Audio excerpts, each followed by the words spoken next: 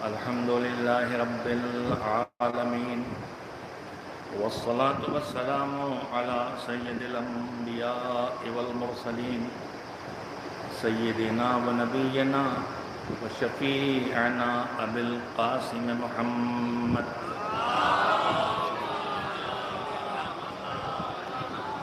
وآله الطيبين الطاهرين المعصومين المظلومين، واللعنة الدائمة الباقية على أعدائهم أجمعين من الآن إلى يوم الدين. أما بعد، فقد قال الله سبحانه وتعالى في كتابه المبين وهو أصدق الصادقين وقوله الحق. بسم الله الرحمن الرحيم. والذين جاهدوا فينا لنهدينهم سبلنا وإن الله لمع المحسنين. صلوات بجی محمد وعلى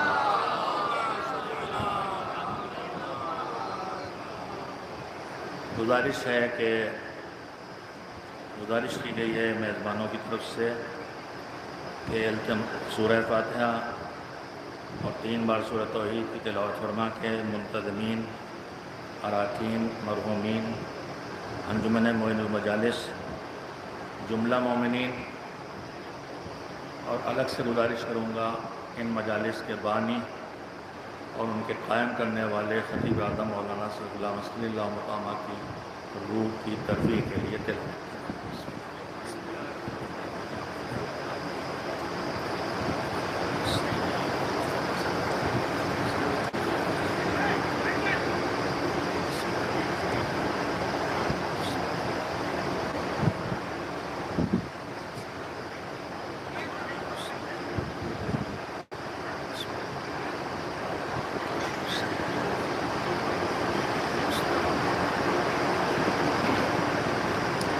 ایک بار صلوات بھیجیے محمد وعلی محمد. اب جو حضرات ادھر بہت کولر کی وجہ سے شاید بیٹھے ہوں گے، ادھر بھی کولر ہے، تھوڑا ادھر آ جائیں گے تو ایک بیلنس برقرار رہے گا. مجلس کو بھی پورے دین کا مظہر ہونا چاہیے. ابھی آپ نے تو قطع آخر میں سنا ہے، اس میں یہی بات کہی گئی ہے کہ مجلس درسگاہ ہے. تو درسگاہ ہے تو پھر خود عمل سے بھی اس میں ظاہر ہونا چاہیے، اور اس میں مذہب کی چیزوں میں سے ایک چیز ہے اعتدال، بیلنس، نہ آگے بڑھنا نہ پیچھے رہ جانا. اور یہی پیغام ولایت بھی ہے. غدیر میں اعلان ولایت سے پہلے اللہ کے رسول نے فرمایا تھا کہ جو آگے نکل گیا ہے اسے واپس لاؤ، اور جو پیچھے رہ گیا ہے اسے آنے دو، انتظار کرو.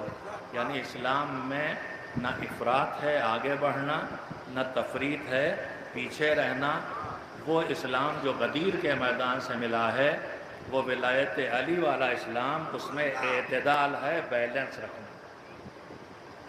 ہر چیز میں بیلنس ہونا چاہیے. میں نے اس وقت آپ حضرات کی خدمت میں جس آیہ کریمہ کی تلاوت کی ہے، کئی سال کے بعد مجھے شرف حاصل ہوا ہے کہ اپنے وطن میں حاضر ہو سکا، ورنہ عموماً ان مجالس کے ساتھ ادارے تنظیم مکاتب کے کوئی لمبے پروگرام وہ ٹکرا جاتے ہیں تو وہ ہماری مجبوری ہوتی ہے. مثلا ابھی یہ زمانہ کشمیر جانے کا ہے، لیکن کچھ حالات کی بنیاد پر اس بار ایام اعزا کے بعد وہاں رکھا گیا، اس لیے حاضر ہو سکے.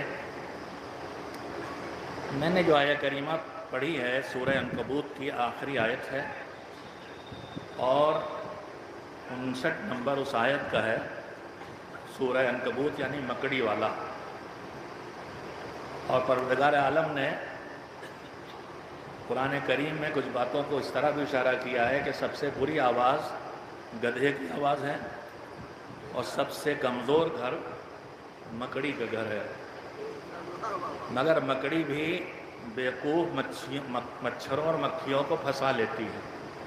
کہ جو آج انٹرنیٹ ہے، یہ نیٹ وہی جالا ہے جو ہے تو مکڑی جیسا کمزور بنانے والے مکڑی سے زیادہ کمزور ہیں. آپ دیکھ رہے ہیں ایک شیر ڈٹ گیا ہے تو کس طرح سے پورے روباہ صفت لوگ بھاگ رہے ہیں. مگر اس میں پھنسا بہت رہے ہیں. بے شعور پھنستا ہے۔ مچھر یا مکھی یا کیڑے مکڑی کے جال میں وہی پھنستے ہیں جو بے شعور ہوتے ہیں، باشعور نہیں پھنستا۔ لیکن وہ جانتے ہیں کہ دنیا میں اکثریت بے شعور لوگوں کی ہے، مگر مذہب بے شعور کو قبول نہیں کرتا۔ آگے جملہ کہہ دیتا ہوں، میں اکثر ایک بات کہتا ہوں کہ ہمارے لیے جو خطرہ ہے جس سے بانی تنظیم لڑے وہ تھا بے دینی۔ مہم تھی دیندار بنو، دیندار بناؤ۔ دیندار کا مطلب نہیں خالی داڑھی رکھوا دو، نماز پڑھوانے لگو۔ دیندار کا مطلب دین پوری زندگی کے لیے اللہ کی طرف سے بنائے نظام کا نام ہے۔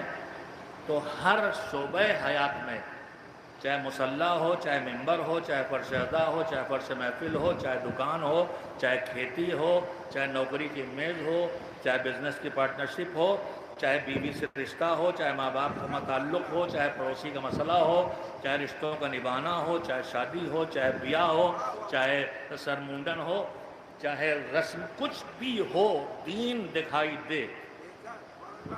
مذہب یہ کہتا ہے کہ کچھ بھی کرنے چلو، قدم اٹھانے چلو، ہاتھ بڑھانے چلو، زبان کھولنے چلو، کان سننے پہ لگیں، آنکھیں دیکھنے پہ لگیں، قلم چلنے پہ لگے، ہاتھ کسی کی طرف اشارہ کرنے پہ لگیں، تو پہلے یہ دیکھ لو یہاں حکم خدا کیا ہے۔ حکم خدا کیا ہے یہاں جو ہم کرنے جا رہے ہیں، حکم خدا کیا ہے؟ یہ حرام ہے کہ مکروہ ہے کہ واجب ہے کہ مستحب ہے؟ اور جب طے کر لو کہ حکم خدا کیا ہے تو ابھی رک نہ جانا، ابھی ایک کام اور کرنا پڑے گا۔ حکم خدا ہے کہ مسجد جائیں، حکم خدا ہے کہ نماز پڑھیں، حکم خدا ہے کہ مجلس میں آئیں، تو اب دوسری چیز فوراً دیکھنا پڑے گی۔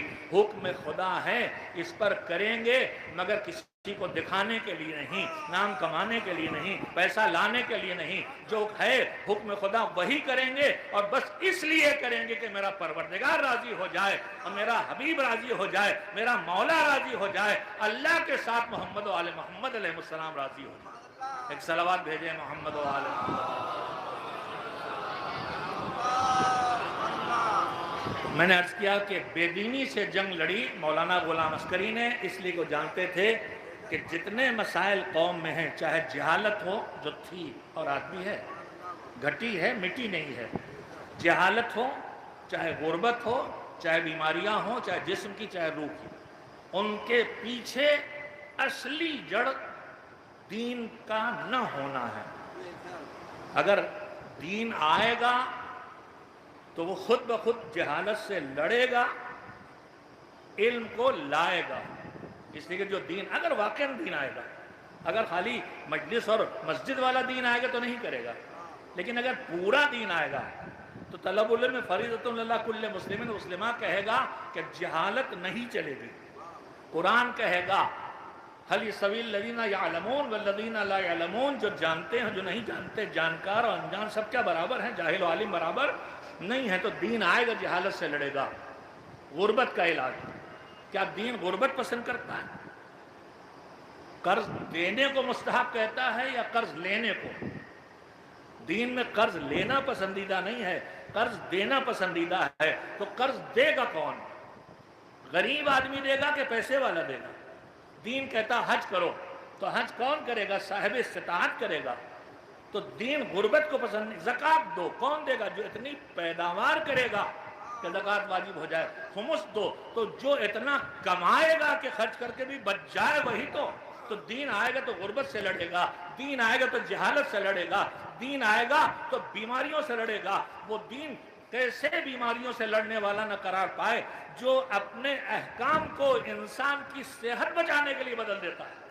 روزہ رکھنا واجب ہے، لیکن اگر بیماری آئے جو پریشان کن ہو تو اب روزہ حرام ہے۔ تو چونکہ وہ جانتے تھے کہ ساری پریشانیوں کے پیچھے دین کا نہ ہونا ہے، اس لیے انہوں نے آواز دی اس قوم کی ہر فرد کو دیندار بنا دو۔ اس پر بے دینی کی آفت آئی ہوئی تھی، مسجدیں ہماری ویران تھی، نمازیں نہیں ہوتی تھی۔ اولت نماز کو کوئی جانتا بھی نہیں تھا، تقلید کو کوئی جانتا نہیں تھا، خمس کا تصور نہیں تھا۔ حج و زیارت کے بارے میں ساری زندگی پیسے گرمت کر کے زیارت کے لیے جاتے تھے. ہم شیعوں میں حج کا تصور نہیں تھا. تصور یہ تھا کہ حج تو سنیوں کا ہے. اول وقت نماز ہمارے ہاں میرے نازنیہ میں پڑھتا تھا. میں کسی برائی نہیں کر رہا, حالات کو نقل کر رہا ہوں. مدرسہ ایک تو جماعت نہیں ہوتی کسی مدرسے میں, اب ہو رہی ہے الحمدللہ. دوسری بات, ہمارے کو استاد تھے مولانا رسول احمد صاحب اللہ. مدرسوں میں نماز جماعت نہیں ہوتی تھی, یعنی ہر آدمی دوسرا کہہ رہا اس کے پیچھے نماز صحیح نہیں. اور رمضان میں سب پڑھانے چلے جاتے تھے تو کہتے تھے برساتی مینڈک ہیں. رمضان سے پہلے عادل ہو جاتے ہیں, اس سے پہلے سب فاسق رہتے ہیں. نہیں تھے کچھ, تکلیف نہیں تھی, بے دینی بے حجابی تھی, داڑھی موننا حرام ہے پتہ نہیں تھا, بے نماز ہونا کوئی عیب نہیں تھا. اول وقت نہیں تھا, نماز نہیں تھی, اور تھی تو اول وقت نہیں تھی. دینداروں میں بھی نہیں تھی, میرے گھر میں بھی نہیں تھی. خود بانی تنظیم بھی سپہر کے وقت نماز پڑھتے تھے. ہر کام کا کوئی ایک اللہ بھیجتا ہے. بانی میں حقائق بیان کر رہا ہوں. دیکھیے ایک چھوٹا سے آدمی کتنے بڑے کام کر جاتا ہے. بانی تنظیم کی والدہ ہماری نانی اماں جو ہے سرامیر کی, بہت پابند دین و نماز تھی, اور وہ وصیت کر گئی تھی کہ میرے مرنے کے بعد 40 دن میرے قبر پہ تلاوت ہو. اور غلام عسکری خود بیٹھ کے تلاوت کرتے تھے. پھر ہم لوگوں نے کہا مامو جان آپ تھوڑا راحت لیں, ہم نازمیہ میں پڑھتے ہیں اور ہمارے ساتھی پڑھیں گے. خیر, تو ان کے 40ویں میں بہت چاہنے والے آئے تھے. اس میں رنو جونپور کے خورشید خان صاحب, عرفیت تھی بالی خان. وہ بمبئی میں رہتے تھے, مول مسجد سے وابستہ تھے جہاں آقا رجبی عالم تھے. وہاں نماز ہوتی تھی, اول وقت ہوتی تھی, یا 1 بجے مثلا 12:30 بجے اول وقت کے قریب. انہوں نے جب ظہرین کا وقت آیا تو کہا چلو نماز پڑھو. وہ یہی زبان بولتے تھے. وہیں انہوں نے اول وقت نماز قائم کروائی. اس کے بعد بانی تنظیم اول وقت کے پابند ہو گئے, اور آج الحمدللہ پورے ہندوستان میں اول وقت نماز ہو رہی. ایک صلوات خود سے بھیج لیا کیجئے, پھر دعا کیجئے گا اگلے سال سے 2-4 سال پھر یہ نہ آ پائیں. بھولتے آپ جلدی ہیں, انشاءاللہ اگلے سال تک بھول ہی جائیں گے کہ ستایا تھا 1 گھنٹہ. اچھا ایک علاج اور سن لیجیے, ہماری جو کانفرنسیں ہوتی ہیں نماز پہ ختم ہوتی ہیں, تو بعض خطیب ہوتے ہیں نا جو کسی صورت ٹکتے نہیں, پڑھے چلے جا رہے ہیں مجمع پہ, چاہے جو گزر رہی ہو پڑھے چلے جا رہے ہیں.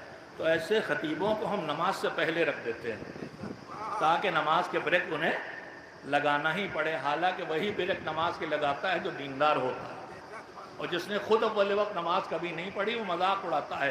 جو اول وقت پڑھنے والے ہیں اٹھ جائیں, کون سی بات ہوتی. احترام اذان میں چپ ہو گئے. بات کی غلطی جاتی کہتا جاتا ہوں, ہمارے کانسیپٹ کلیئر نہیں ہے. امام باڑے کا احترام دوست سے سلام کر کے چوم کے چلے جانا ہے, یا امام باڑے کا احترام آ کے مجلس میں بیٹھنا ہے؟ بولیے. مسجد کا احترام چوم کے چلا جانا ہے یا مسجد میں نماز پڑھنا ہے؟ ممبر کا احترام ممبر چومنا ہے یا ممبر کا حق ادا کرنا ہے؟ میں ٹوپی اتار کے سوپی ممبر پہ رکھ کے چوم کے بیٹھوں اور بیٹھ کے بھول جاؤں کہ یہ غدیر کا ممبر ہے, یہ مدینے کے رسول کا ممبر ہے, یہ بھول جاؤں. میں یہی بھول جاؤں کہ یہ میرے ایکٹنگ کرنے کی جگہ نہیں ہے, لوگوں تک پیغام پہنچانے کی جگہ ہے. بری لگ رہی نا باتیں, کڑوی لگیں تو میٹھا کرنے کے لیے صلوات بھیجتے رہیے. میں آپ سے پوچھتا ہوں, اذان پہ کبھی غور کیا آپ نے؟ اذان کیا کہہ رہی؟ اللہ اکبر, اللہ سب سے بڑا, میری ذات سے بڑا, میرے خیالات سے بڑا, میرے خواہشات سے بڑا, میری مصلحتوں سے بڑا, میرے تعلقات سے بڑا, میرے بچوں کی فرمائشوں سے بڑا, میرے دور کی رسموں سے بڑا, رشتہ داروں کی فرمائشوں سے بڑا, دوستوں کے تقاضے سے بڑا, اللہ سب سے بڑا ہے. پھر کہتے ہیں اشہدو لا الہ الا اللہ, اور کوئی اللہ کے علاوہ نہیں میرے مالک. پہلے اپنے کو منوا, ایک منوا, پھر اکبر ہے ایک کہلوا. تو شاید وجہ یہ ہو کہ مجھے معلوم ہے تمہاری عقل تمہیں مجبور کرے گی, تم کہو کہ یہ کوئی ہے جس نے بنایا اور کوئی ہے جو چلا رہا ہے, اور تمہاری عقل تم سے کہے گی وہ ایک اکیلا ہے, 2 ہوتے تو لڑ جاتے. ایک کہتا سورج نکالو, ایک کہتا ہے بارش کرو, تو لڑ جاتے. تو تم توحید کو مان لو. قیمتی بات یاد کر رہا ہوں, مگر آپ کے مزاج کے ساتھ جو آپ کی پسند ہے وہ شاید نہ پوری ہو پائے اور یقیناً پوری نہیں ہوگی، مگر میں اتنا ہی کہوں گا، میں ممبر پہ آؤں تو یہ نہ دیکھوں کہ آپ کو کیا پسند ہے، آپ مجلس میں آئیں تو یہ نہ دیکھیں کہ آپ کو کیا پسند ہے، میں بھی دیکھوں اسے کیا پسند ہے، اسے کیا پسند ہے جو پردے غیب میں ہے، آپ بھی دیکھیں اسے کیا پسند ہے جو ہمیں دیکھ رہا ہے، اور انہیں کیا پسند ہے جو پردے غیب میں ہمارے سرپرست بھی ہیں، ولی بھی ہیں، ذریعہ نعمت بھی ہیں، اور نگراں بھی ہیں، اور حساب کرنے والے بھی ہیں۔ ایک ظہور حضرت ولی عصر کے لیے پرجوش صلوات بھیجیں محمد والا۔ اذان کہہ رہی اللہ اکبر 4 بار کہو، ہر چیز 2 بار یا 4 بار۔ جہاں بچہ کمزور ہوتا ہے شاگرد، وہ بات زیادہ دہروائی جاتی ہے۔ ایک مان لو گے، اللہ کے رسول کو پیغمبر مان لو گے، علی کو ولی مان لو گے، مگر اللہ اکبر ماننا سب سے مشکل۔ 4 بار دہراؤ، کچھ تو یاد رہ جائے گا۔ پھر اشہد ان لا الہ الا اللہ، توحید کی گواہی، اشہد ان محمد رسول اللہ۔ اگر میں لہجہ بدلتا تو آپ صلوات بھیجتے۔ میں پھر ایک جملہ کہوں، آپ خطیب کی باڈی لینگویج پر زیادہ چلتے ہیں، آپ خطیب کے اتار چڑھاؤ کے لہجے پر زیادہ چلتے ہیں، ورنہ میں نے حضور کا نام لیا تھا، آپ کو بغیر میرے کہے صلوات بھیجنا چاہیے تھی۔ اور یہ بھی بتا دوں کہ صرف نام نہیں، لقب بھی آ جائے تو صلوات بھیجنا، نہ بھیجے تو جفاکار کہا ہے۔ میں نے حضور کہا تب بھی صلوات، میں محمد کہوں تب بھی صلوات۔ اللہم صلی علی محمد۔ اور آہستہ صلوات اپنی جگہ، مگر بآواز بلند صلوات کا فائدہ کیا ہے؟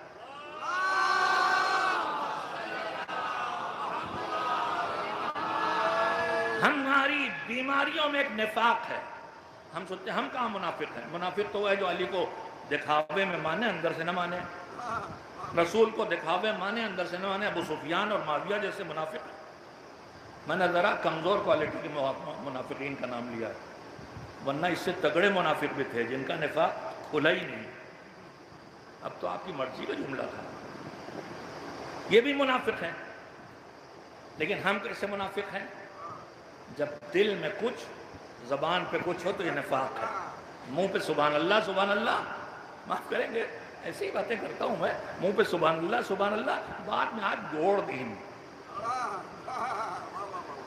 ہمیں لکھنؤ میں تجربے ہوتے ہیں، ہاتھ میں لایا، احترام محبت کی، اپنی گلے ملے، کہنے لگے دبئی لین، یعنی میں دبئی لین میں رہتا ہوں۔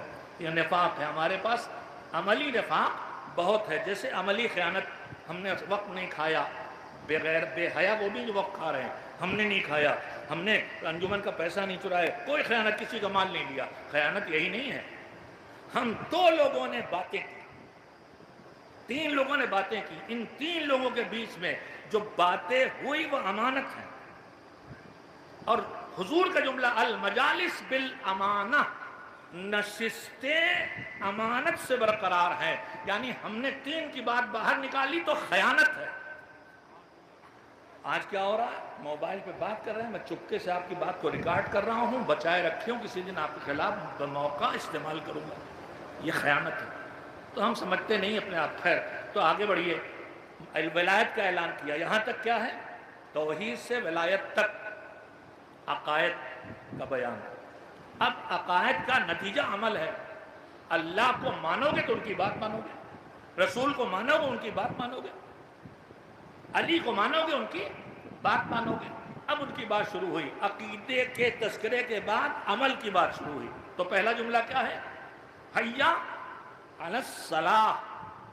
سارے عقائد کے تذکرے کے بعد جیسے پہلے توحید آئی ہے، یعنی سردار عقائد ہے، توحید تک آؤ گے تبھی تم رسالت و نبوت تک پہنچو گے۔ ویسے ہی اعمال کی دنیا بڑی ہے، نماز، روزہ، حج، زکوٰۃ، خمس، جہاد، امر بالمعروف، نہی عن المنکر، تولا، تبرہ، ماں باپ کی خدمت، پڑوسی کا خیال، حرام اور سود اور گناہ سے بچنا، یہ سب کے سب اعمال ہیں۔ عزاداری، مجلس، ماتم، نظر، نیاز، سب کے سب اعمال ہیں۔ مگر اعمال کی دنیا میں سب سے پہلے کسے بلایا گیا؟ حیا علی الصلاۃ، نماز کے لیے آ جاؤ۔ مالک اور کہیں کیوں نہیں بلایا؟ نماز سے زیادہ ثواب والے کام ہیں۔ 2 رکعت نماز سے بہت زیادہ زیارت حسین ہے، کہاں 2 رکعت نماز زیارت حسین 70 عمرے سے زیادہ ثواب والی ہے، 70 حجوں سے زیادہ ثواب والی ہے، تو ان میں سے کسی طرح بلا لیتا۔ عزاداری کا اتنا اجر و ثواب ہے، کہتا حیا علی العزا علی عزاء الحسین علی عزاء اہل بیت، مگر اللہ کہتا ہے نماز۔ کیوں؟ اس لیے کہ اللہ نے بتایا تمہاری ساری محنت بیکار جائے گی اگر نماز قبول نہ ہوئی، لہذا آؤ نماز کی طرف، پہلے شرط پوری کر دو، لائسنس لے لو تب آگے بڑھو، لائسنس لے لو تب آگے بڑھو۔ حیا علی الصلاۃ، نماز کی طرف آؤ، حیا علی الفلاح، کامیابی کی طرف آؤ، نماز، حیا علی خیر العمل، بہترین عمل کی طرف آؤ۔ جملہ پھر یاد آ گیا؟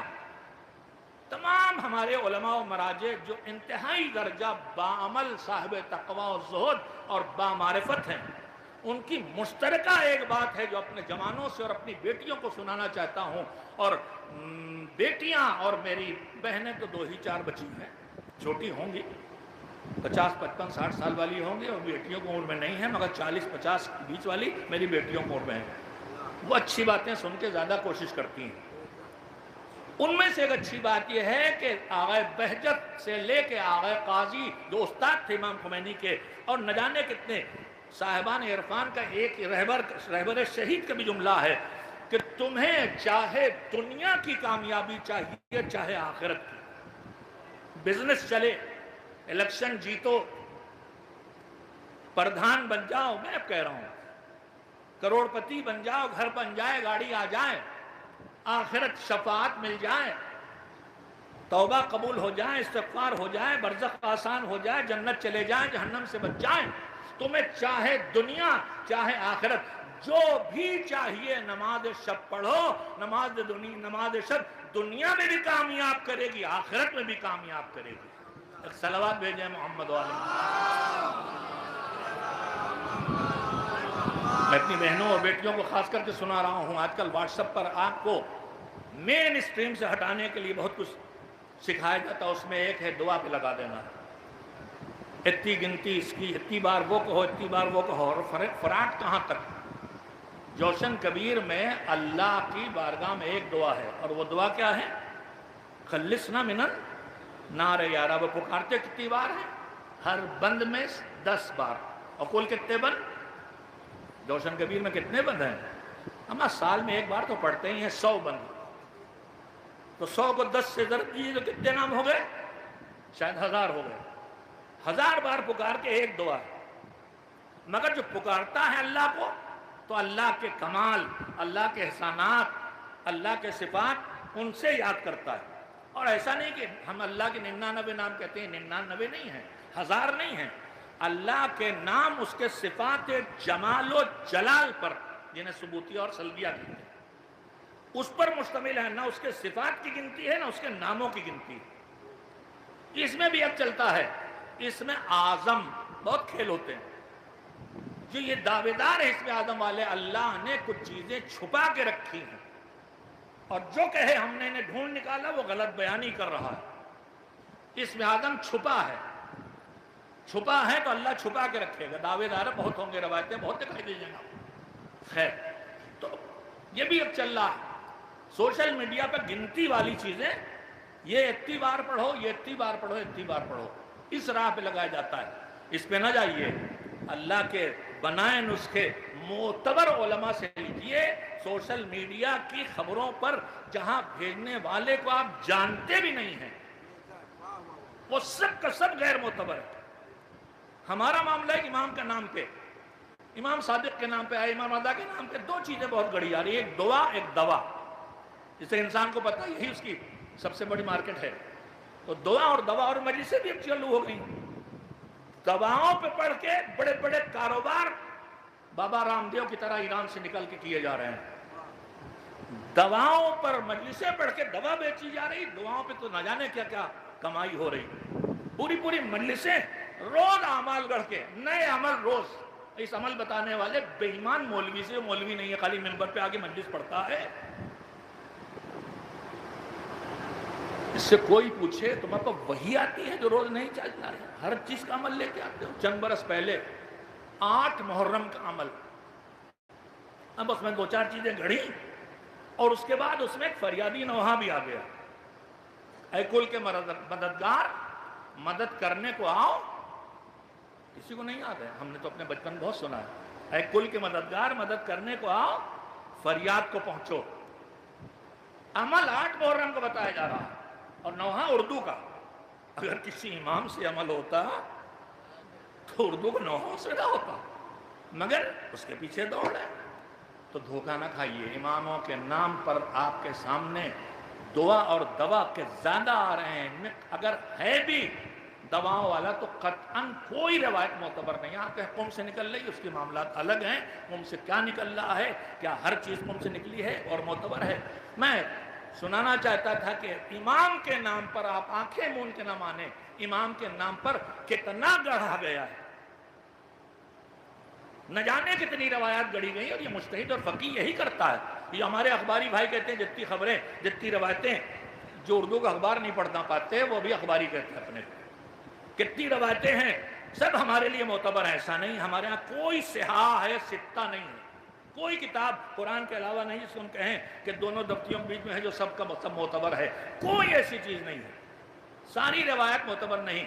اللہ کہتا ان جاءکم فاسق بنبأ فتبینوا ان تصیبوا قوما بجہالۃ فتصبحوا علی ما فعلتم نادمین. جب کوئی فاسق یعنی غیر عادل یعنی بے نمازی یعنی داڑھی منڈا یعنی خمس نہ دینے والا اگر تمہارے پاس کوئی خبر لے کے آئے تو ہرگز اسے قبول نہ کرنا. اگر اسے مان کے اس پر عمل کرو گے تو بعد میں ایسی غلطی نکلے گی کہ تم اس پر پچھتاؤ گے. تو راوی نہ پہچانا ہو تو ہے ہی نہیں کہ اسے قبول کیا جائے. اور واٹس ایپ کا راوی کوئی پہچانا نہیں. اور اگر آپ کا پہچانا ہے تب بھی پہلے یہ دیکھنا ہوگا کہ وہ فاسق تو نہیں ہے، یعنی غیر عادل تو نہیں ہے. 2 ہی قسمیں ہیں، برا مانیے چاہے صحیح، یا عادل یا فاسق، بیچ میں کچھ نہیں ہے. جیسے 3 ہی قسمیں ہیں، 4: مسلم، مومن، منافق، کافر. تو غیر عادل، غیر جسے آپ جانتے ہی نہیں کون بھیجنے والا. بیٹیاں سنیں، آپ نے ہر چیز جو اٹھائی آپ کے مطلب کی نکلی، اٹھا لی نہیں، پہلے معتبر کو ڈھونڈیے. فراڈ کتنا ہے، دعاؤں کی مجموعے چھپتے ہیں، خصوصیات لکھی جاتی، کتاب بک جائے. جورجن کبیر میں اللہ کے ناموں کو یعنی اس کے صفات کو ہم یاد کر کے اور اس کی بنیاد پر اس کو پکارتے ہیں. اب اگر کہیں آپ بصیرو آ گیا تو لکھ دیا اسے پڑھنے سے آنکھوں کی روشنی بڑھتی. یا مقلب القلوب آ گیا، لکھ دیا اس سے ہارٹ اٹیک سے بچے گا. یا رزاق آ گیا، اس سے روزی ملے گی. یہ سارے چیزیں جو گڑھی گئی ہیں یہ گڑھی ہیں، حقیقت نہیں ہے. اب یہیں سے ایک بات اور آئی ہے، سچائی بھی ہے. دعائے کمیل استغفار مغفرت ہوگی. دعائے کمیل کے اثرات ہیں. سارے سوروں کے کچھ خواص لکھے ہوئے ہیں، سوروں کے خواص اور اثرات ہیں. سند نہیں ہے، وہ سورہ سند کا محتاج نہیں ہے. ہماری تحفۃ العوام سے لے کے جہاں چاہیے اسناد سورہ یاسین، قرآن مجید سند کا محتاج نہیں ہے. سند کی محتاج روایتیں ہوتی ہیں، وہ خصوصیتیں ہیں. اللہ نے اثر رکھے. سورہ حمد میں اتنا اثر ہے کہ امام صادق علیہ السلام نے فرمایا کہ اگر مردہ پر پڑھو اور زندہ ہو جائیں تو تعجب کی بات نہیں.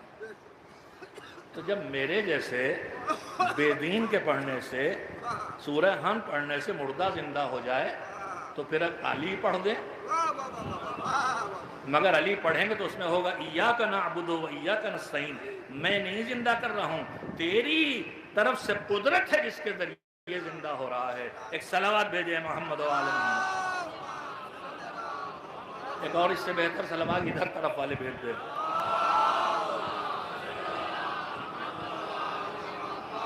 چھوٹی تعداد بڑی تعداد پہ ہمت کرے تو غالب ہوتی، جیسے ایران سب پہ غالب ہے. ادھر والے کم ہیں مگر ادھر والے زیادہ ہیں. مگر آپ جوش سے صلوات بھیجیں گے تو انشاءاللہ بیلنس ہو جائے گا.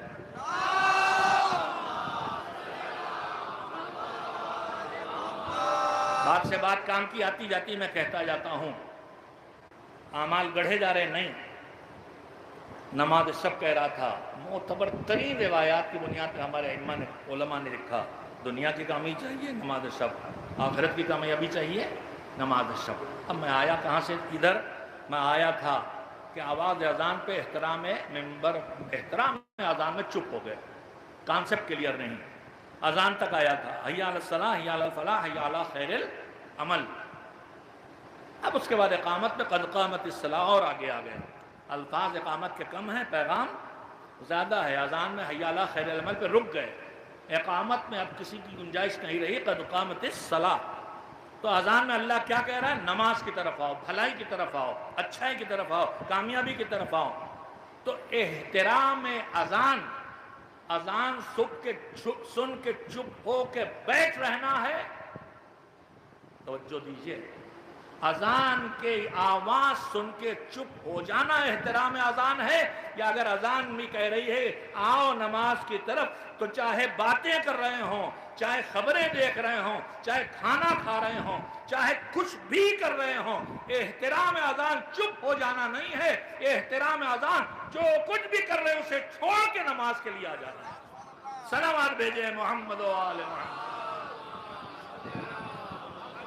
میں بیچ سے بات ادھر ادھر ہوتی رہی، میں نے جو آیت پڑھی تھی اس کے ذریعے کچھ پیغامات دینا چاہتا تھا، لہذا وہیں واپس آ جاتا ہوں۔ بہت باتیں کہنے کی ہیں، بہت باتیں کہنے کی ہیں۔ ممبر پہ آئے تو کیوں، آپ یہاں آئے تو کیوں، نکلے گھر سے کیوں، مقدم گواہی دینے جا رہے ہیں تو کیوں، حکم خدا ہے، سچی گواہی ہے تو واجب ہے، جھوٹی گواہی ہے تو حرام ہے۔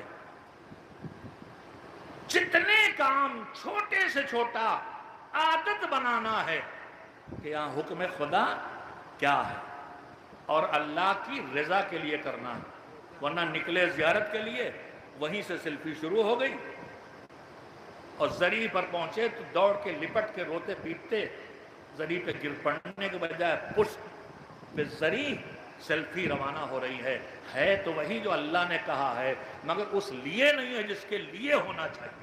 یہ محنت بیکار جائے گی، یہ ساری محنت بیکار جائے گی۔ ایک صلوات بھیجے محمد و آل محمد۔ میں نے جو آیہ کریمہ پڑھی، باتیں درمیان میں چھیڑی تھی، ان میں سے بہت سی باتیں ادھوری ہیں، مجھے احساس ہے، لیکن اب گنجائش نے جو آیت پڑھی اس کے اوپر بھی کچھ پڑھ لیں۔ میں نے سورہ عنکبوت کی آیت پڑھی آج کے، دیکھیے ہر زمانے میں بھی یہی بات ہی کر رہا تھا کہ مجھے دیکھنا ہے کہ حکم خدا کیا ہے، اسی طرح سے حالات بدلنے کے ساتھ ذمہ داریاں بدلتی ہیں۔ اب حکم خدا کیا ہے؟ صحت مند تھا تو روزہ رکھنا تھا، اب میں بیمار ہوں تو حکم خدا کیا ہے؟ میں غریب تھا تو مجھ پہ حج واجب نہیں تھا، اب میں پیسے والا ہوں تو حکم خدا کیا ہے؟ حالات بدلیں گے، حکم خدا بدلے گا۔ انہی حالات میں حکم خدا جو بدلتا ہے، انہی حالات میں کبھی حکم خدا ہوتا ہے چپ بیٹھو، کبھی حکم خدا ہوتا ہے بولو، انہی حالات میں کبھی حکم خدا ہے سلو کرو، تو امام حسن نمونہ پیش کر دیتے ہیں۔ انہی حالات میں کبھی حکم خدا ہے تلوار لے کے کھڑے ہو کے جہاد کرو، تو حسین کھڑے ہو جاتے ہیں۔ انہی حالات میں حکم خدا ہوتا ہے کہ جس حکومت کو تمہارے باپ دادا ٹھکراتے رہے تھے، اس حکومت کو مامون کا ولی عہد بن کے قبول کرو، تاکہ جو کام ولی عہد بن کے کر سکتے ہو وہ کر ڈالو۔ ظالم کی حکومت میں وہ ملازمتیں جو اس کے ظلم میں مددگار بنے، جیسے فوجی بننا، جیسے پولیس والا بننا، جیسے جج بننا، جیسے ان کا ٹیکس وصولی کا ذمہ دار بننا، ان کا کرنا حرام ہے۔ وزیر بننا ظالم کا حرام ہے، لیکن حکم خدا کیا ہے وہ دیکھو۔ امام صفوان جمال پسندیدہ ترین صحابی، میں اکثر یہ بات کہتا ہوں اپنے جوانوں سے کہتا ہوں، لیکن کہا تم سب اچھے کام ہے، ایک کام تمہارا ٹھیک نہیں، کہا وہ کیا؟ مولانا یہاں تشریف لائیں، ایک صلوات بھیجیں محمد والا۔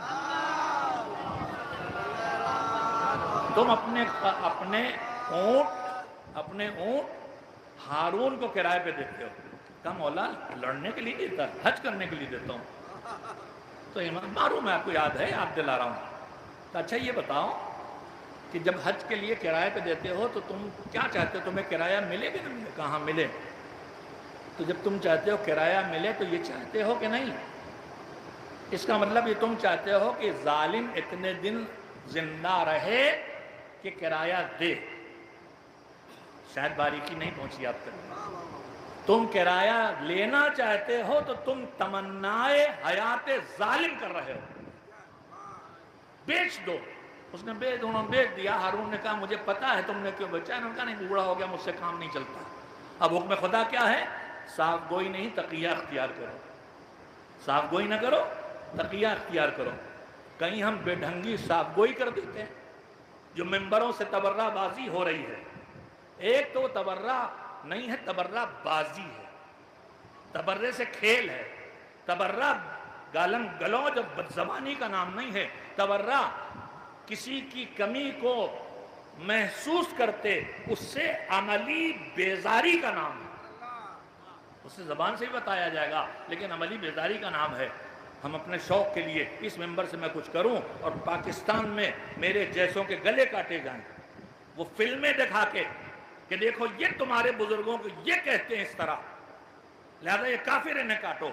آقا بہجت اور دوسروں کے فتوے میں نے دیکھے ہیں کہ کسی کے ایسی تقریر سے، آپ کے کسی ایسے نعرے سے اگر کوئی کسی مومن کے کہیں جان جاتی ہے تو آپ اس کے قتل میں شریک ہیں اور آپ کو اس کا قصاص دینا پڑے گا۔ مجھے نہیں معلوم یہ ہمارے خطبہ اور شعراء جو اس طرح کی مجلسیں اور شعر پڑھتے ہیں، اور مجھے نہیں معلوم کہ جو ایسے نعرے بازی ہر جگہ کرتے ہیں، اب تعقیبات نماز میں شامل کر دیا گیا۔ تعقیبات نماز میں دعائیں ہیں، صلوات ہے، ان میں ہے وہ بھی ان سے برات کا اظہار، اور ان کے لیے لان کا مطلب گالم گلوچ بکواس نہیں۔ صلوات دعا ہے، اپنی رحمت ادھر بھیج، لعنت بد دعا ہے، اپنی رحمت ہٹا غضب بھیج۔ بہت سناٹا ہے، ایک صلوات بھیجے محمد والا۔ مجھے دیکھنا ہوگا میرے عمل کے اثرات کہاں جا رہے ہیں۔ کسی کی جان کی حفاظت کا ذریعہ نہ بنے تو کسی کے گردن کٹنے کا ذریعہ تو نہ بنے۔ میں آپ کو بتاؤں، ہمارے بڑے خطیبوں میں سے ایک بڑے خطیب کی نورب الاول کی چھپی محفل، دیوار ہم گوش دارت پرانا محاورہ ہے، دیوار میں کان ہوتے ہیں۔ اب دیوار میں کان نہیں ہوتے، اب اس بٹن میں کان ہوتے ہیں۔ اب کہاں کان ہوتے ہیں پتہ ہی نہیں ہے۔ ابھی میری مونچھوں میں داڑھی میں بھی کان ہو سکتے، کچھ پتہ نہیں کہاں تک جاتے ہیں۔ میرے بدن کے اندر کان ہو سکتے ہیں، مجھے بھی پتہ نہیں کہ کان لگا دیے گئے، کیا کیا ہو رہا ہے۔ ان کی مجلس لے جا کے پاکستان کے ان دہشت گردوں کو جو ایران کے بارڈر پہ ہنگامے کرتے ہیں سنا کے دہشت گرد خود کچھ تیار کیے گئے کہ دیکھو یہ ہیں جو تمہارے بزرگوں کو ایسا کہہ رہے ہیں۔ قرآن مجید کہتا ہے کہ تم ان کے جھوٹے خداؤں کو برا نہ کہو، ورنہ وہ اپنی جہالت کی بنیاد پر تمہارے اصلی خدا کو برا کہیں گے۔ اگر میری فضول گفتگو سے میں کسی مذہب کے کسی بزرگ کو جو ان کی نگاہ میں بزرگ ہو، میری نگاہ میں جو بھی ہو، میری کسی ان کی توہین سے نتیجے میں وہ آ کے زمانے کے ولی کی توہین کرے جو ہوئی، ملعون مر گیا لیکن حضرت ولی عصر کے لیے توہین کی تھی، اور اس نے ایسے جسارت کے جملے کہے تھے، اللہ نے کہا اب تجھے آخرت پہ نہیں ٹالیں گے، یہیں انتقام لیں گے۔ ہوئے ہیں، تاریخ میں سب کچھ ہوا ہے۔ تو خدا کے لیے اللہ کیا کہ حکم خدا کیا ہے یہ بھی دیکھیے، اور مرضی خدا کہاں حاصل ہونے والی ہے یہ بھی دیکھیے۔ ایک نعرے میں بھی دیکھیے، ایک صلوات میں بھی دیکھیے۔ ایک مل جل کے صلوات بھیجیں محمد و آل محمد۔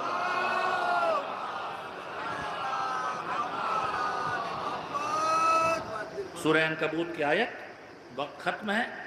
جو ہمارے لیے جہاد کرتے ہیں، اللہ کی رضا کے لیے، حکم خدا پر عمل کے لیے، والذین جاہدوا فینا۔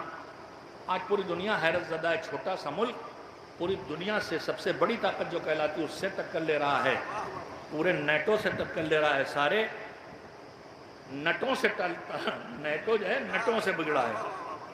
نٹ شاید اسی سے بنے یا نٹ سے وہ بنا نہیں جانتا میں، نٹوں سے ٹکر لے رہا ہے اور کامیاب ہے۔ اللہ راز بتاتا والذین جاہدوا فینا، جو جہاد کریں اور ہمارے لیے جہاد کریں، ہماری رضا کے لیے جہاد کریں، ہمارے حکم کی اطاعت کے لیے جہاد کریں، ہم تک پہنچنے کے لیے جہاد کریں، ہماری بات پر عمل کرنے کے لیے جہاد کریں۔ لَنَهْدِيَنَّهُمْ، کئی زور لگا دیے ہیں، لا تاکید، نا تاکید، ہم ضرور بالضرور ان کو اپنے راستوں کی ہدایت دیں گے۔ اللہ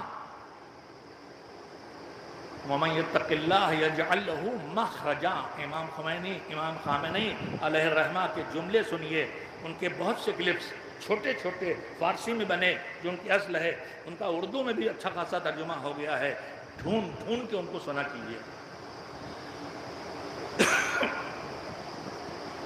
انہوں نے 40 سال پہلے سمجھ لیا تھا کیا ہونے والا ہے، پوری طاقت لگا کے تیاری کی، پوری طاقت لگا کے تیاری کی۔ اور تیاری کیسے کی؟ ایک چھوٹا سے ملک جسے پوری دنیا کے ترقی یافتہ پچھڑے سب ملک بائیکاٹ کیے ہیں، کہاں سے ان کے پاس اسلحہ، کہاں سے ٹیکنالوجی، آج حیرت زدہ ہے کہ ان کے پاس اتنے خطرناک کہاں سے ہتھیار آ گئے۔ الذین جاہدوا فینا لنہدینہم سبلنا، جو ہماری راہ میں جہاد کریں گے ہم انہیں راستے بنا دیں گے۔ ومن یتق اللہ یجعل لہ مخرجا، اور جو اللہ کے تقوی اختیار کرے گا، پابند دین بنے گا، اللہ اس کے لیے بند دروازے کھول دے گا۔ معصومین کے ارشادات ہے، اسی روشنی میں آغا خامنئی رہبر شہید نے جملہ کہا ہے کہ قرآن کی ایک آیت کافی ہے، تمہیں مددگار چاہیے، امریکہ کے چین کے روس کے سعودی عرب کے ہندوستان کے کون مددگار بناؤ گے؟ وہ کہتے ہیں وَمَن يَتَوَکَّلْ عَلَى اللَّهِ فَهُوَ حَسْبُهُ، جو اللہ پہ بھروسہ کرے تو بس اللہ اس کے لیے کافی ہے۔ نمونہ سناؤں، ساری توپ، بندوق، مشین گن، ایئر کرافٹ، سب انقلاب اسلامی میں امام خمینی اور ان کے انقلابی ساتھیوں کی طرف تھی۔ ان کے پاس اسلحہ نہیں تھا، مگر انقلاب کیسے کامیاب ہوا؟ اللہ نے انقلابیوں تک اسلحہ نہیں سپلائی کروایا، جن ہاتھوں میں اسلحہ تھا ان کے ذہنوں کو بدل دیا۔ اسلحے کا رجوع انقلابی کی طرف تھا، گھوم کے شاہ کی طرف چلا گیا، امریکہ کی طرف چلا گیا۔ تو مَن یتق اللہ یجعل لہ مخرجا والذین جاہدوا فینا لنہدینہم سبلنا، جو ہمارے لیے جہاد کریں گے ہم ان کے لیے جہاد کے راستے راہ چلنے کے، کامیابی تک پہنچنے کے، ہم ان کے لیے انہیں ہم راہ دکھا دیں گے۔ اور پھر اللہ کہتا ہے وَإِنَّ اللَّهَ، اور سنو، جہاد کے ذریعے احکام خدا پر عمل کر کے جب تم محسنین میں شامل ہو جاؤ گے، اچھے کام کرنے والے، ابھی ہم کیا ڈھونڈ رہے ہیں؟ ہمارے ساتھ کون ہو جائے؟ امریکہ ساتھ ہو جائے، روس ساتھ ہو جائے، کوئی تو ساتھ ہو، بڑی طاقت۔ اللہ کہتا ہے سب سے بڑی طاقت اگر اللہ ہے تو سنو، اس کے ساتھ ہونے کا راستہ نہ سفارشیں ہیں، نہ غلامی ہے، نہ آنکھوں کے اشارے پہ عمل ہے، انہیں ساتھ لینے کے لیے تمہیں کوششیں کرنا ہے۔ لیکن تم اچھے انسان بنتے چلے جاؤ، تم جتنے اچھے انسان اچھے کام کرتے چلے جاؤ گے، ایک منزل وہ آئے گی کہ اب تمہیں اللہ کو ساتھ کے لیے نہ ڈھونڈنا پڑے گا، اللہ تمہارے ساتھ آ جائے گا۔ ایک صلوات بھیج دیں محمد و آل محمد علیہ السلام۔ 12:01 پہ اذان ہے۔ میں نے باتیں بہت لکھی تھیں، میرا اصل موضوع اس وقت یہ تھا کہ جہاد کی مختلف قسمیں ہیں، تلوار سے جہاد، قلم سے جہاد، زبان سے جہاد، مختلف طریقے ہیں، اور جہاد کے مختلف انداز ہیں، جہاد کے مختلف ٹھکانے ہیں، غربت کے خلاف جہاد، بیماری کے خلاف جہاد، جہالت کے خلاف جہاد، بے دینی کے خلاف جہاد، دین کے بگاڑے جانے کے خلاف جہاد، نہ جانے کتنی قسمیں ہیں اور کتنے طریقے ہیں، ان سب کو پیش کرنا چاہتا تھا۔ اور میں خاص کر کے آپ کو، ابھی جو سید شہید دنیا سے رخصت ہوئے ہیں، انہوں نے برسوں سے ہر سال وہاں ایران کی حکومت کے لیے اور عوام کے لیے ہر سال ایک کام کا مخصوص کیا تھا تاکہ یہ کام پکا ہو جائے۔ کبھی صنعت کا سال قرار دیا، کبھی زراعت کا سال قرار دیا، انہی میں ایک شعور و بصیرت کا سال قرار دیا، یعنی پورے سال بس یہ کیا جائے کہ لوگوں میں دین کی سمجھ آ جائے، دین کا شعور ہو جائے، سچ اور جھوٹ، حق اور باطل کو سمجھنے کی صلاحیت آ جائے، اس کا سال قرار دیا۔ اسی میں انہوں نے اپنی آخری زندگی میں ایک اور لفظ دیا تھا، جہاد تبیین۔ تبیین یعنی بیان کرنا، جہاد تبیین یعنی حق کو بیان کرنے کا جہاد، سچ پہنچانے کا جہاد، باطل کی نقاب کشائی کرنے کا جہاد اس وقت ہم سب پر، آپ پر، سب پر اپنے اپنے حلقے میں واجب ہے۔ ہم حقائق کو لوگوں تک پہنچائیں، ہم میڈیا کے شکار نہ ہوں، ہم سچائی تک پہنچیں۔ یہ جھوٹا میڈیا جو کسی کے گود میں جا کے بیٹھ جاتا ہے، کسی نے اچھا نام لکھا رکھا گودی میڈیا، یعنی باطل کی گود میں، استعمار کی گود میں، تاغوتی طاقتوں کی گود میں بیٹھ جانے والا، خالی انڈیا میں نہیں، انٹرنیشنل، کوئی اسرائیل کی گود میں بیٹھا ہے، کوئی امریکہ کی گود میں بیٹھا ہے، اسے پہچانیے۔ اور وہ جھوٹ جو گڑھ رہے ہیں، معاذ اللہ معاذ اللہ، جب سید مجتبیٰ کا نام بطور ولی فقیہ نہیں آیا تو دشمن تاڑ چکا تھا۔ دشمن سے پہلے ہم کو تاڑنا چاہیے، وہ تاڑ چکا تھا کہ اب یہ رہبر ہوں گے۔ اس نے ان کے لیے نہایت غلیظ باتیں لکھی کہ اولاد پیدا کرنے کے لائق نہیں ہے۔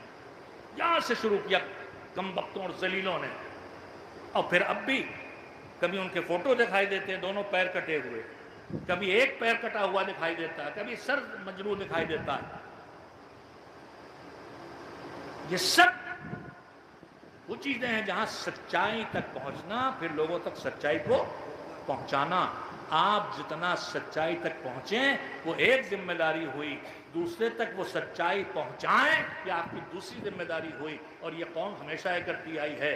کربلا میں حقیقت دفن ہو جاتی، فتح حسین کربلا میں دفن ہو جاتی، حسین کی قربانی دفن ہو جاتی، تو اس جہاد کا نام جو حسین نے کیا کربلا میں وہ تھا شہادت۔ اور پھر اگلا جہاد کیا تھا؟ جب عصر عاشور سے پہلے اپنے بیمار بیٹے سے غش میں آتے تھے، نہ جانے کب تھوڑا سے ہوش آتا پھر غش میں آتے تھے۔ شب عاشور غش میں آئے، ہوش آیا تو امام کہتے ہیں کہ میرے بابا اس اسلحے والے حجرے میں، خیمے میں جہاں جان جو ماہر تھے دھار رکھ رہے تھے اسلحوں پر، وہاں پہنچے تو ایک شعر پڑھا ربی کا کہ اگر قطع ایک پرندہ ہے اسے چھوڑ دیا جائے تو وہ میدان میں اپنی جان کیوں دے۔ یعنی اب میں نے ہمیشہ پوری کوشش کر ڈالی جنگ نہ ہو، ہم نہیں چاہتے ہیں کہ ہم مارے جائیں یا ہمارے ساتھی مارے جائیں یا بچے شہید ہوں، مگر کیا کریں نہیں چھوڑا جا رہا ہے۔ سید سجاد کہتے ہیں کہ میرا جی چاہا کہ میں پھوٹ پھوٹ کے رونے لگوں، مگر میں نے صرف اس لیے کہ میں بے چین ہو کر رویا تو میری پھوپھی پہ کیا گزری۔ ایک دوسرے کا پاس لحاظ ہے، سسکیاں لے کے رہ گئے، ایک دوسرے کا پاس لحاظ ہے۔ ہر جنازے کے آنے پر زینب خیمے سے نکلی، کسی کا ہو، زینب کا گھر کا ہے، آتی تھی، روتی تھی، گریا کرتی تھی، سجدہ کرتی تھی، مگر جب اون محمد کے جنازے لا کے رکھے تو روایت کہتی ہے نہیں نکلی خیموں سے۔ علماء نے لکھا کیوں نہیں نکلی، اس کی وجہ یہ ہوگی کہ جب جوان بھانجوں کی، نوجوان بھانجوں کی لاشیں عباس و حسین لے کے آئے تو شرمندگی کے چہرے پہ کہ بہن میرے ہمارے ہوتے یہ شہید ہو گئے۔ زینب یہ نہیں چاہتی تھی ان کا چہرہ دیکھ کے بھائیوں کو شرمندگی کا احساس ہو، اس نے سامنے دیا۔ بے ہوش ہوتے تھے، پھر تھوڑا ہوش آتا تھا۔ عاشور کی جنگ شروع ہونے کے بعد کب سے بے ہوش ہے میں نہیں جانتا، لیکن پتہ چلتا ہے کہ نہ جانے کب سے بے ہوش ہیں۔ جب عصر عاشور اب حسین کے علاوہ کچھ نہ بچا، کوئی نہ بچا، تو کہا بہن اب چلو میرے ساتھ، تمہاری مدد کی ضرورت ہے۔ سب سے پرانا بوسیدہ لباس پہنا تھا، فضہ سے کہا تھا ایسے لانا کہ میری بہن کی نظر نہ پڑے، مگر زینب ایک ایک لمحے پہ نظر رکھی تھی، دیکھ لیا کیا لے جا رہی، کہا آقا نے لباس منگایا گا، یہ کیوں یہ لباس منگایا ہے، یہ کیوں نہیں کہتی میرے بھیا نے کفن منگایا ہے۔